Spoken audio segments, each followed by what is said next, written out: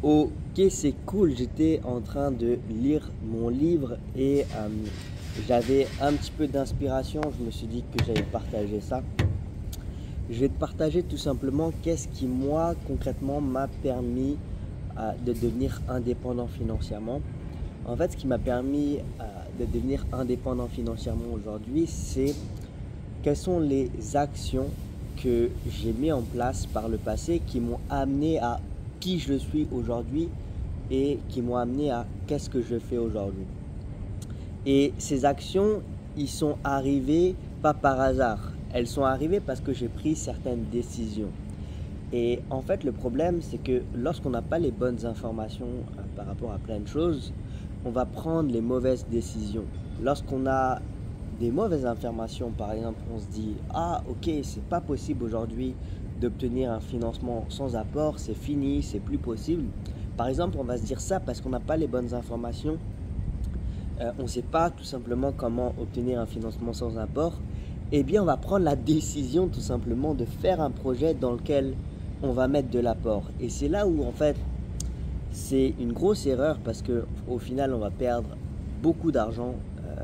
Mettre 10 000 euros d'apport, par exemple, c'est vraiment une grosse connerie et il faut jamais, jamais, jamais faire ça aujourd'hui.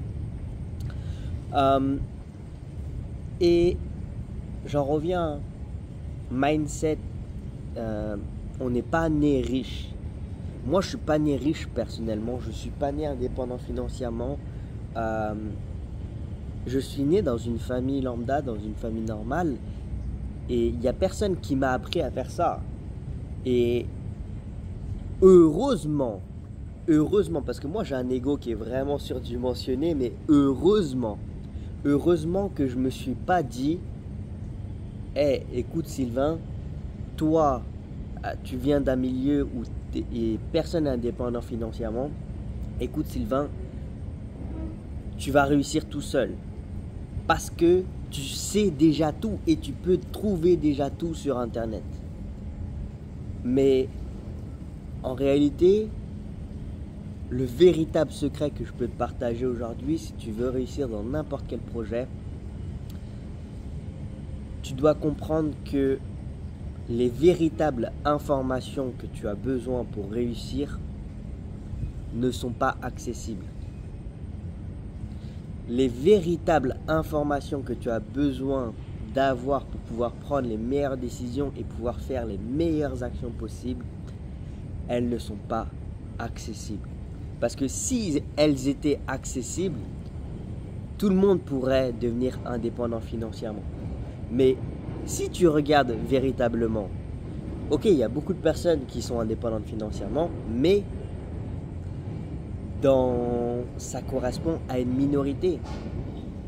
La majorité des gens que tu vas voir autour de chez toi, vas-y, va te balader autour de chez toi, la majorité des gens, eh bien, la majorité de ces personnes-là, elles ne sont pas indépendantes financièrement.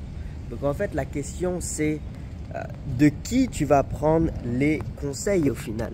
Est-ce que tu vas prendre les conseils d'une personne qui n'a pas les résultats que tu veux obtenir ou qui ne sait pas comment t'amener à ces résultats-là? C'est vraiment important que tu te poses cette question-là, c'est si tu veux devenir indépendant financièrement, tu dois faire les actions qu'a fait une personne qui est indépendante financièrement. Et aujourd'hui, je vais te partager mon véritable secret et le mensonge, oh le mensonge de toutes les personnes qui te vendent l'immobilier sur Internet. Regarde bien, toutes les personnes qui te vendent l'immobilier sur Internet, la seule voie pour devenir indépendant financièrement avec l'immobilier, écoute bien, c'est de devenir entrepreneur dans l'immobilier. Ce n'est pas d'acheter un bien et tu vas le mettre à louer ou tu vas faire de la colocation, ok? C'est pas vrai. La vérité, c'est tu achètes un bien et tu deviens un entrepreneur dans l'immobilier. C'est pour ça que je recommande de faire de la location courte durée. Tout simplement parce qu'en faisant de la location courte durée, tu deviens un entrepreneur. Pourquoi? Parce que c'est quoi la différence entre un entrepreneur et un salarié, par exemple? La différence, c'est que un entrepreneur, il a un chiffre d'affaires tous les mois. Un salarié, il a le même revenu qui tombe tous les mois. Par contre, la possibilité de revenus lorsque tu es entrepreneur, elle est exponentielle. Je donne un exemple. Un salarié ne pourra très rarement gagner dans sa vie 10 000 € par mois. Par contre, un entrepreneur, lui, oui, c'est possible. Et pour moi, lorsque tu débutes dans l'immobilier ou dans l'entrepreneuriat, la première chose que je recommande, c'est de commencer par tout simplement proposer un produit qui est simple. Et l'immobilier, c'est un produit qui est simple. Une fois que tu as le produit, tu as juste à le délivrer et tu n'as pas de gestion particulière derrière. Tu n'as pas de grosse gestion particulière derrière.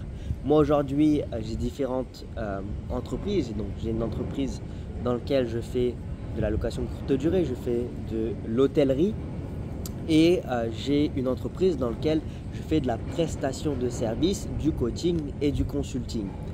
Et quand je fais du coaching ou du consulting, par exemple, via cette entreprise-là, eh bien c'est quelque chose qui me prend du temps, puisque une fois qu'une personne finalement m'a acheté mon programme, eh bien je vais devoir consacrer du temps avec la personne qui a acheté mon programme et je vais devoir faire en sorte que mon produit, mon accompagnement satisfait premièrement le client, deuxièmement lui permet d'aller chercher les résultats qu'il recherche et troisièmement que ce client-là, parce qu'il est satisfait et parce qu'il a obtenu les résultats qu'il veut, ce client-là me rapporte aussi beaucoup plus d'argent. Comment est-ce qu'il va me rapporter beaucoup plus d'argent?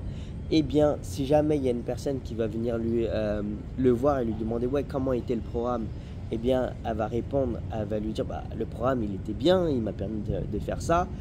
Troisièmement, comment ça peut m'aider?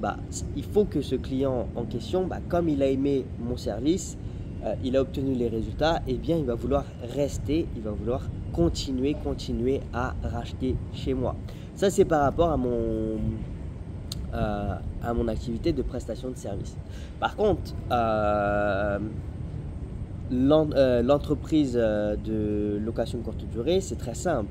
Tu as la location courte durée, les réservations elles tombent tout seules parce que tu n'as pas besoin de faire de travail en soi par rapport au trafic. T'as pas de... Par exemple là, pour attirer du trafic sur mon entreprise de prestation de service, je suis obligé de faire des vidéos YouTube, je suis obligé de faire plein de choses, etc. Mais lorsque tu proposes, par exemple, tu te lances dans l'entrepreneuriat hôtellerie, en gros, tu proposes des logements en location courte durée, eh bien, tu as juste à mettre tes logements sur différentes plateformes, okay, sur Booking, Airbnb, etc. Et améliorer dès le départ ton référencement, c'est-à-dire faire en sorte que lorsque les voyageurs ils tapent une recherche, eh bien, tu apparaisses en première page, c'est l'objectif. C'est pareil quand je le fais pour YouTube. L'objectif quand je mets une vidéo YouTube, l'objectif c'est que si tu tapes un titre qui est approprié par rapport à ma vidéo YouTube, l'objectif c'est que ma vidéo apparaisse dans les premiers. Parce que si j'apparais en 10e page, eh bien tu vas jamais voir ma vidéo. Et c'est la même chose sur Airbnb, Booking, etc. Si le voyageur il tape et t'apparaît en 10e page, tu vas jamais voir la vidéo. Donc il faut absolument que tu saches comment faire ça. Il faut absolument que tu saches finalement comment améliorer ton référencement. Après, il y a différents trucs. Une fois que ton voyageur il est tombé sur, il voit ta page, il voit ton annonce parce qu'elle est en première page, il faut t'assurer que au final ton voyageur réserve. Et pour s'assurer que ton voyageur réserve, il faut premièrement qu'il clique sur ton annonce. Donc on va améliorer le taux de clic sur ton annonce. Ok, on va améliorer le taux de clic sur ton annonce et ensuite on va améliorer le taux de réservation sur ton annonce. Qu'est-ce qui fait que lorsque le voyageur il est sur ton annonce, il réserve et il ne va pas chercher notre annonce? Je te donne un exemple. Si ton logement il peut accueillir que des personnes entre 18h et 23h parce que tu ne sais pas comment mettre un système d'automatisation et un système de gestion de ménage, et bien en fait, ce qui va se passer, c'est que ton voyageur, lorsqu'il va être sur ton annonce, il va partir. Pourquoi il va partir? Parce que si jamais lui, il peut arriver qu'à minuit et qu'il voit sur ton annonce, il peut arriver qu'entre 18h et 22h, eh bien il va partir parce qu'il va chercher une annonce dans laquelle il peut arriver à minuit. Donc ça c'est un premier point d'optimisation, mais tu en as énormément. Donc voilà pourquoi aujourd'hui, je te dis la vérité, avec l'immobilier, la seule manière de t'enrichir dans l'immobilier, c'est de devenir un entrepreneur dans l'immobilier. Et la seule manière dans l'investissement locatif de devenir entrepreneur dans l'immobilier, c'est de faire de l'hôtellerie, c'est de faire de la location courte durée. Parce que tous les entrepreneurs ont un chiffre d'affaires. Si tu fais de la colocation, si tu fais de la location à l'année, tu n'as pas de chiffre d'affaires, tu as les mêmes revenus qui tombent tous les mois comme un salarié. Alors que quelqu'un qui fait de la location courte durée, eh bien, il va avoir la possibilité d'avoir sur le premier mois, sur un studio par exemple ou sur un T2, 3 000 € de revenus, 2 000 € de revenus, 1 500, 3 000 encore, 3 000 encore. Mais si tu fais la moyenne, eh bien, tu pourras générer beaucoup plus d'argent que lorsque tu fais de la colocation. Et c'est pareil avec le salarié, avec l'entrepreneuriat. Parfois, par exemple, parfois je peux gagner 15 000 €, parfois je peux gagner 25 000 €, parfois je peux gagner 3 000, parfois je peux gagner 0. Et en fait, quand tu vas faire le cumul, au final, je gagnerai toujours plus qu'un salarié. Après, quand je dis gagner, c'est relatif, c'est la différence, oui, entre la prestation de service et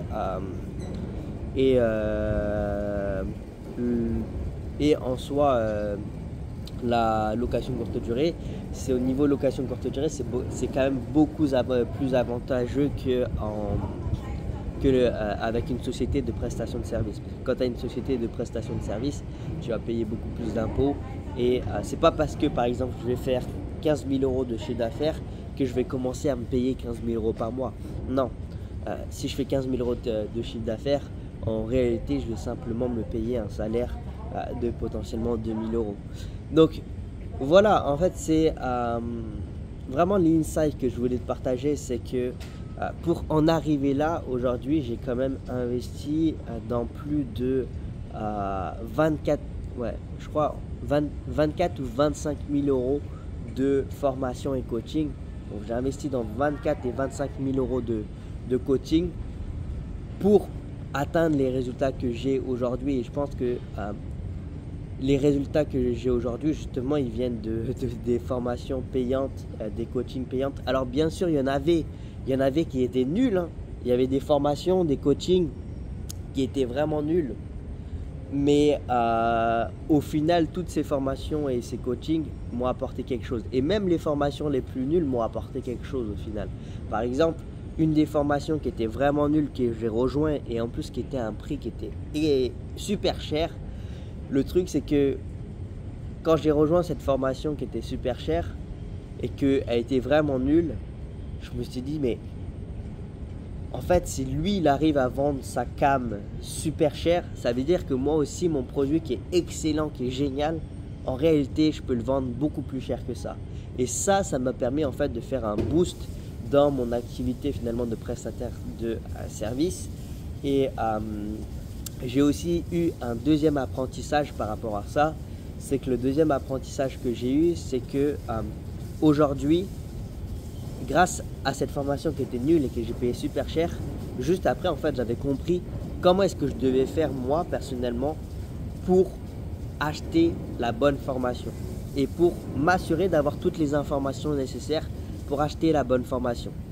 Et aujourd'hui, comment est-ce que je fais pour prendre la bonne décision et savoir est-ce que j'achète le bon programme ou est-ce que j'achète le mauvais programme? C'est que je vais me poser la question suivante.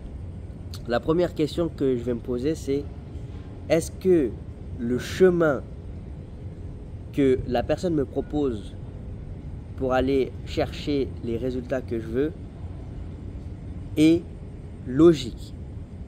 C'est la première chose que je me pose. Est-ce que le chemin que la personne me propose pour aller chercher les résultats que je veux est logique? La deuxième question que je me pose, c'est quelle est la notoriété de cette personne-là? Et par rapport à cette notoriété, vraiment important, combien il a de vrais témoignages? Ok, écoute bien, quand je dis vrais témoignages, c'est écoute bien ce que disent. Bien sûr que les gens, ils ont des vrais témoignages, c'est des vrais clients qui témoignent, mais en fait, c'est regarde le témoignage, regarde la différence de témoignage. En fait, tu comprendras directement.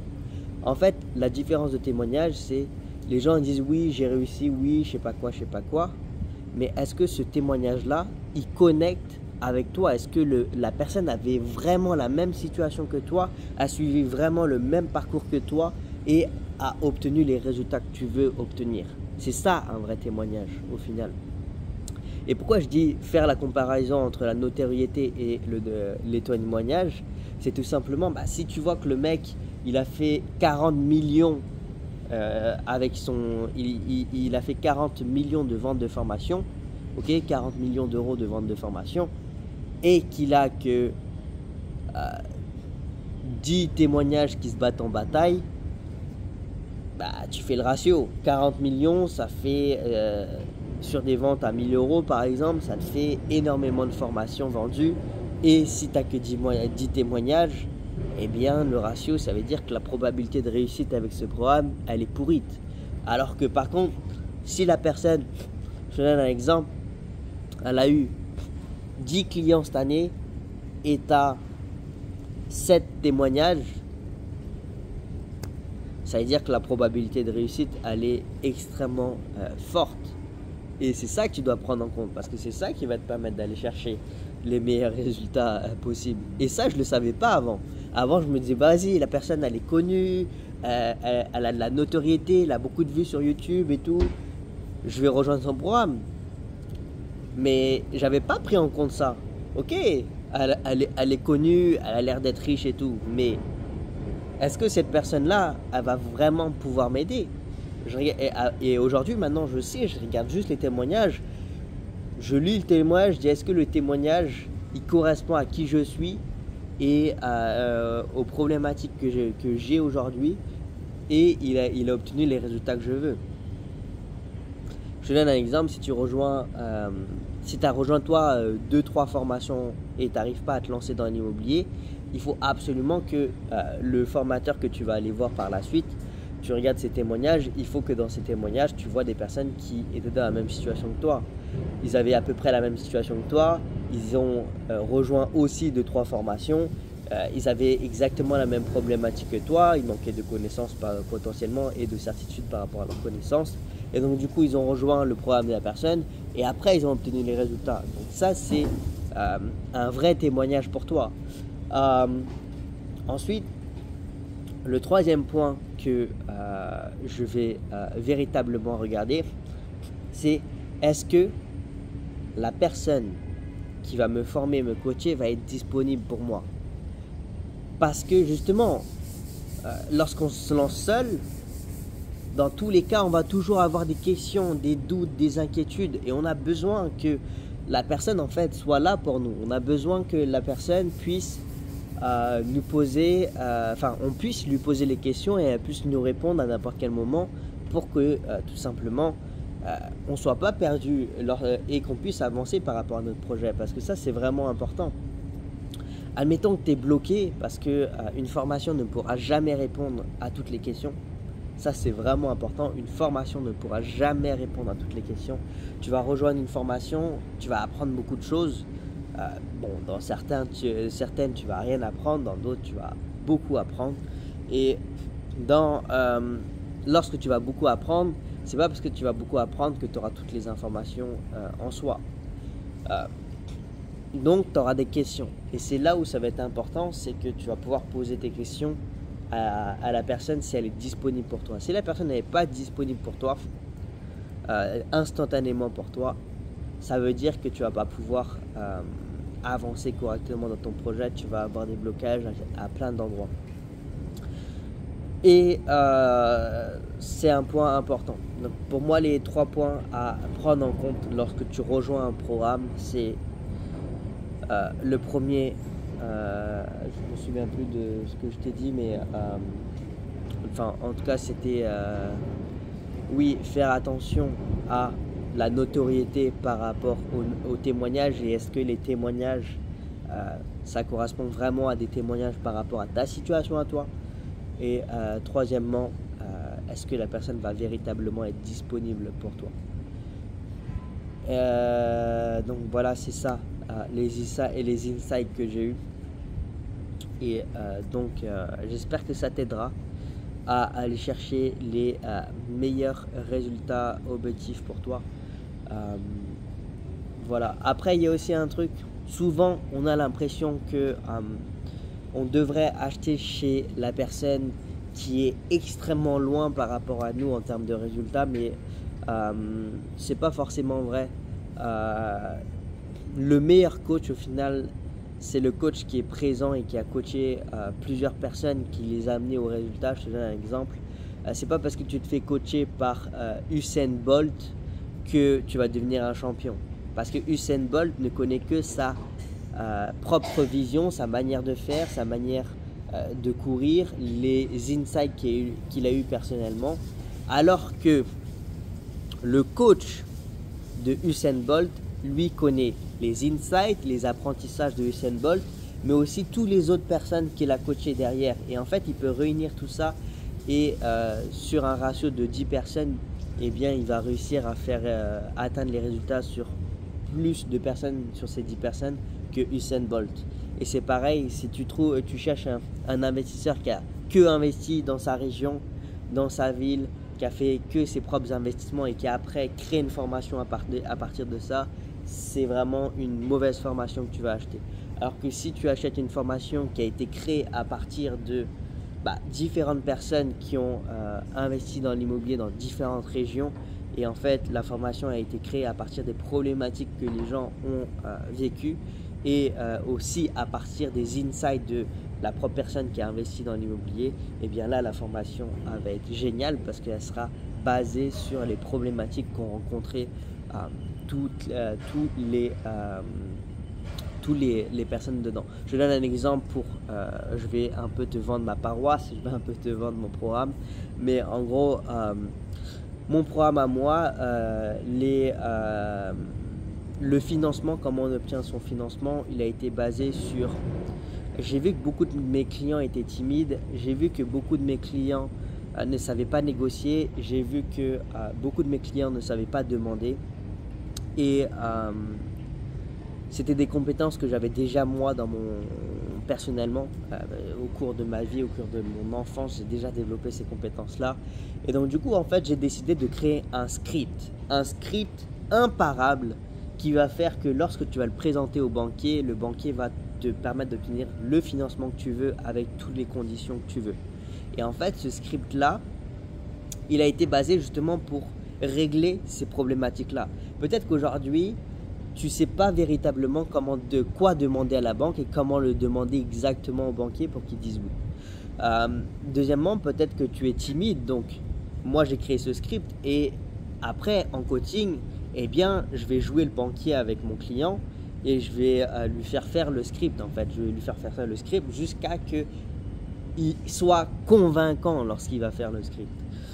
Et troisièmement, je vais l'apprendre à négocier parce que lorsqu'il va faire le script, parfois je vais contredire ou parfois je vais lui dire non.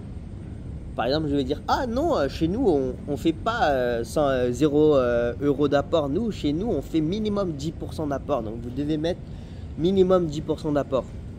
Mais si le banquier te dit ça, tu ne dois pas forcément prendre ça comme une réponse vraie et comme une réponse véritable en réalité. Par exemple, je te donne une séquence. Ah, vous voulez dire que vous avez jamais accordé de financement sans apport à l'heure actuelle dans votre banque? Et là, si tu tombes sur une bonne personne, eh bien, la personne, elle va avoir du mal à mentir. Parce que dans notre société, le fait de mentir, c'est quelque chose de très mauvais. Alors que moi, je sais qu'aujourd'hui, il y a plein de financements sans apport qui sont accordés. Et là, le but, c'est que le banquier, par exemple, te dit « Ah ben si, on en a. » Ok. Ensuite, une fois que le banquier a dit « Ah si », eh bien là, on va dire « Ok, et quelles étaient les conditions pour que ces personnes eu l'occasion finalement d'obtenir un financement sans apport. A, B, c'était le fait que ils avaient de l'épargne. Admettons, le banquier te dit ça. Le banquier te dit ça. Eh bien, tu vas lui répondre, ok. Eh bien, écoutez, j'ai une stratégie pour vous.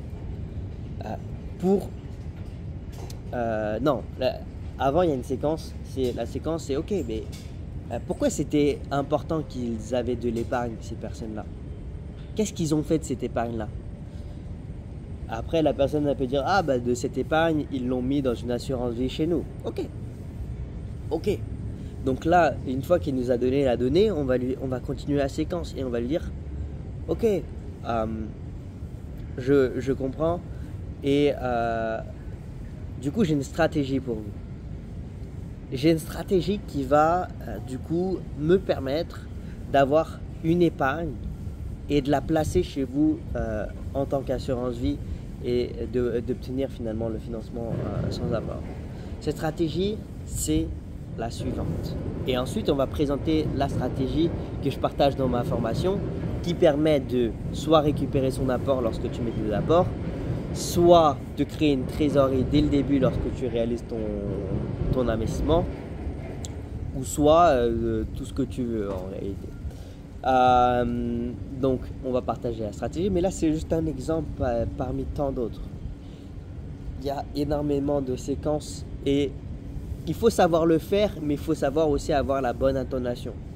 Parce que si tu as la mauvaise intonation et que tu le fais mal, en fait, la différence, c'est que tu vas créer un conflit avec le banquier. Par exemple, je te donne un exemple. Si par exemple, tu es là, le banquier te dit « Ah non, chez nous, on ne fait pas 110%, 0 euros d'apport. » Et tu lui dis « Ah bon, vous ne faites pas 0 euros d'apport chez vous ?»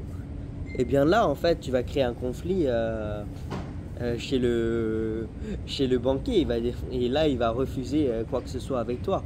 Alors que si tu lui dis « Ah bon, ce que vous voulez dire aujourd'hui, c'est que vous faites pas, vous avez aucun client aujourd'hui à l'heure actuelle qui fait, avec lequel vous leur avez autorisé à obtenir un sans apport. » En fait, là, la tournure est totalement différente. Et en plus, je travaille aussi à la fin sur la pause. Ah, vous voulez dire que vous avez accordé à personne aujourd'hui un financement sans apport à l'heure actuelle? Vous voyez la différence? En fait, la différence de l'intonation, c'est que là, je lui mets la pression sur ne me mens pas. Et en même temps, je l'agresse pas non plus, tu vois. Et en fait, ça, c'est des stratégies de négociation. En plus du script, tu dois savoir quelles sont les séquences. Et le banquier, il peut te sortir plein d'excuses. Hein. Et il peut te sortir l'excuse, « Ah oui, chez nous, vous n'êtes pas propriétaire de votre résidence principale, désolé. » Et là, la plupart des gens, « Oh putain, le banquier m'a dit, je suis pas propriétaire de ma résidence principale. Oh, je peux pas obtenir mon financement. » Mais non. Ok, je suis pas propriétaire principal. Ok, je comprends que je suis pas propriétaire de ma résidence principale, mais en fait, justement, l'objectif par rapport à cet investissement-là, c'est que comme on va faire une division immobilière, en fait, il y aura un appartement dans lequel je vais vivre, et donc ce sera ma résidence principale, et il y aura un autre appartement dans lequel justement je vais le mettre en location pour que ça couvre mes frais, ça rapporte de l'argent et que ça puisse me permettre de réduire les risques par rapport à mon financement, puisque j'aurai à la fois des rentrées d'argent qui vont venir couvrir ma mensualité de crédit et en plus ce sera ma résidence principale et donc je serai obligé finalement de me responsabiliser et du coup rembourser les mensualités de crédit parce que ça sera ma seule manière d'avoir un toit chez moi. Et oui, parce que c'est pour ça que les banques veulent que ce soit ta résidence principale, parce qu'il y a moins d'impayés dans des résidences principales. Pourquoi est-ce qu'il y a moins d'impayés? Parce que généralement ça correspond à son chez-soi et on est plus responsable à payer finalement sa mensualité de crédit lorsque c'est chez nous. Et il y a plein d'autres séquences. Bref, je ne vais pas te faire toutes les séquences, je ne vais pas te partager finalement ce qu'il y a dans notre script, mais ça te permet finalement d'avoir déjà une vision sur ça. Et voilà, je te souhaite de bons investissements, une bonne année. Et si tu veux réaliser des investissements qui rapportent 1000 € de cash flow net par mois, fais-le moi savoir en commentaire et je me ferai un plaisir de t'aider à aller chercher des investissements qui rapportent 1000 € de cash flow net par mois. Sur ce, je te souhaite une excellente journée à toi. Ciao!